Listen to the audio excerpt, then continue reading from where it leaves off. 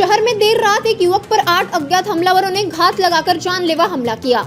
घटना रात करीब 1 बजे की है। युवक सड़क पर रहने वाले प्राणियों को भोजन कराकर घर लौट रहा था। तभी कुछ संदिग्ध लोगों ने उसका पीछा करना शुरू कर दिया। जैसे ही वह अपने घर के पास पहुंचा, लगभग 8 लोगों के समूह ने अचानक उस पर हमला कर दिया। युवक की चीख पुकार सुनकर उसके माता पिता तुरंत बाहर आए और हिम्मत दिखाते हुए बेटे को हमलावरों के चंगुल से छुड़ा लिया। पीड़ित ने तुरंत लकड़गंज पुलिस थाने में शिकायत दर्ज कराई। पुलिस ने 8 अज्ञात व्यक्तियों के खिलाफ मामला दर्ज कर जांच शुरू कर दी है।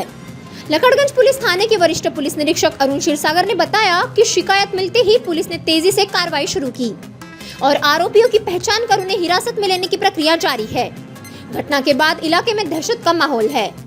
जयेश हासानी हा त्याच्या यांच्यासर नातेवाईक आईवडिलांसह पोलीस स्टेशनला आला तक्रार देण्यासाठी। त्याने तक्रारीमध्ये सांगितले की तो रात्री 1 वाजता कुत्र्यांना प्राण्यांना खायला घालून घरी येत असताना 4 मोटरसायकलवरील 8 लोकांनी त्याचा पाठलाग केला, त्याला थांबवण्याचा प्रयत्न केला आणि त्याच्या घराजवळ तो थांबला असताना तेथे उतरून त्याला मारहाण केली आणि त्यावेळी त्याचे आईवडील आले असता ते सगळे पळून गेले। अशा तक्रारीने आपण त्या 8 लोकांच्या विरुद्ध गुन्हा दाखल केला। मारहाण आणि बेकायदेशीर गर्दी जमवण्याचा गुन्हा दाखल करण्यात आला।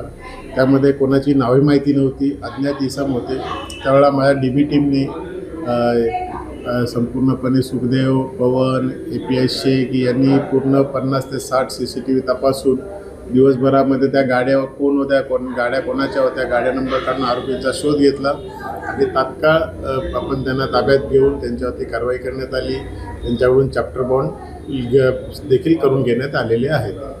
हे एकमेकांच्या ओळखीचे नाही आहेत। फिर्यादीने सांगितलं की त्यांना कुठलंही कारण नसताना त्याचा पाठलाग करून मारहाण केलेला आहे। आरोपींना अटक करण्यात आली तेव्हा आरोपींनी सांगितलं की त्यांची गाडीची कट लागली होती, त्यामुळे एकमेकांची शिवीगाळ झाली आणि त्याच्यामधून ज्याच्याबरोबर कट लागली होती त्यांची मारहाण झालेली आहे। तरी पण आपण फिर्यादीच्या सांगण्याप्रमाणे पुढील तपास करीत आहोत।